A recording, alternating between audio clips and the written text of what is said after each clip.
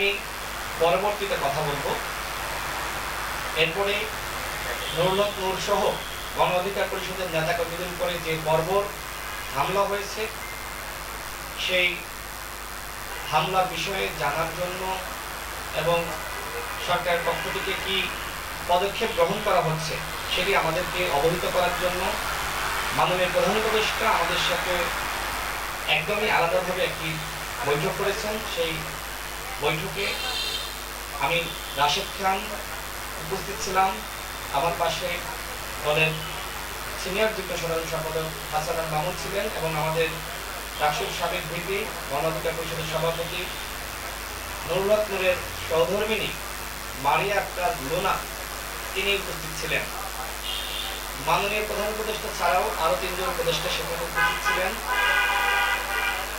উপদেষ্টা আসিফ নজরুল স্যার, আদিলুর রহমান শুভ্র এবং পরিবেশ উপদেষ্টা রেজনা আপা। সেখানে খোলামেলা আলোচনা হয়েছে। সরকারের পক্ষ থেকে যেটি জানানো হয়েছে, নুরুল হক নূর সহ আমাদের উপরে যে হামলা হয়েছে এই হামলার প্রেক্ষিতে আজকে সরকারের পক্ষ থেকে দুঃখ প্রকাশ করা হয়েছে এবং একই সাথে সরকার এই ঘটনায় অত্যন্ত উদ্বিগ্ন সেটি তারা আমাদেরকে জানিয়েছেন। সরকার আরো যেটি আমাদেরকে জানিয়েছেন মাননীয় প্রধান উপদেষ্টা, যেহেতু নুরুল হক নূর আওয়ামী ফ্যাসিজমের বিরুদ্ধে লড়াই করতে গিয়ে 22 বার হামলার শিকার হয়েছেন এবং সর্বশেষ অন্তর্বর্তীকালীন সরকারের আমলে যেভাবে দুটি বাহিনীর সদস্যরা তাকে চারিপাশ থেকে ঘিরে ধরে রক্তাক্ত করেছে, মাননীয় প্রধান উপদেষ্টা তিনি এই ঘটনায় উদ্বেগ প্রকাশ করেছেন যে আমাদের আমলেও যে ছেলেটি আওয়ামী লীগের আমলে এতটা মার খেলো সে যদি আমাদের আমলেও মার খায় সেটি আমাদের জন্য অত্যন্ত দুঃখজনক। এই জন্য সরকারের পক্ষ থেকে যে তদন্ত কমিটি গঠনের কথা আমাদেরকে জানিয়েছিলেন, আজকে আইন উপদেষ্টা মাননীয় প্রধান উপদেষ্টার সামনে যেটি বলেছেন আজকে রাতের মধ্যে সেই বিচার বিভাগীয় তদন্ত কমিটি প্রকাশ করা হবে এবং যেহেতু নুরুল হক নূরের মগজের উপরে যে খুবই নরম হাড় থাকে সেটা ক্ষতিগ্রস্ত হয়েছে।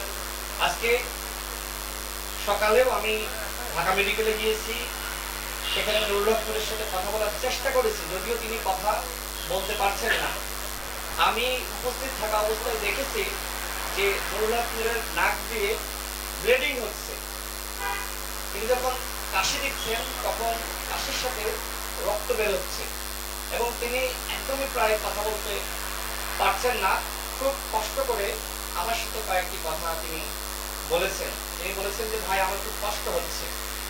তো আমরা প্রধান উপদেষ্টাকে এই বিষয়গুলো জানিয়েছি এবং যে ঘটনাটি কেন্দ্র করে এই হামলা হয়েছে, যারা এই ঘটনার সাথে জড়িত সেই বিষয়গুলো আমরা খোলামেলা প্রধান উপদেষ্টাকে জানিয়েছি। সামগ্রিক বিষয় শুনে তিনি আমাদেরকে জানিয়েছেন সরকারের পক্ষ থেকে সিদ্ধান্ত নেওয়া হয়েছে নুরুল হক নূরকে উন্নত চিকিৎসার জন্য বিদেশে নেওয়া হবে এবং এটি সরকারের চূড়ান্ত সিদ্ধান্ত, সেটি সরকার আমাদেরকে জানিয়েছেন। অর্থাৎ যারা হামলা করেছে তাদের বিরুদ্ধে সরকার ব্যবস্থা গ্রহণ করবে। নুরুল হক নূরকে উন্নত চিকিৎসার জন্য বিদেশে নিয়ে যাওয়া হবে এবং পরিবারের প্রতি তিনি সহমর্মিতা প্রকাশ করেছেন। তিনি আশ্বস্ত করেছেন আমাদের নুরুল হক নূরের সহধর্মিণীকে তিনি যেন একদমই টেনশন না করেন। নুরুল হক নূর এই সরকারেরই পার্ট, মানে এইভাবে বোঝানোর চেষ্টা করেছেন যে আপনারা তো সরকারের বাইরের কেউ না, এই রাজনৈতিক দলগুলোর সম্মতিতে এই সরকার গঠিত হয়েছে। সুতরাং নুরুল হক নূরের পাশে মাননীয় প্রধান উপদেষ্টা তার সর্বোচ্চ দিয়ে থাকবেন, সেটি আমাদেরকে প্রধান উপদেষ্টা জানিয়েছেন। এই পর্যায়ে আমাদের এই সাংবাদিক সম্মেলন এই পার্ট শেষ। আমরা পরবর্তীতে রাজনৈতিক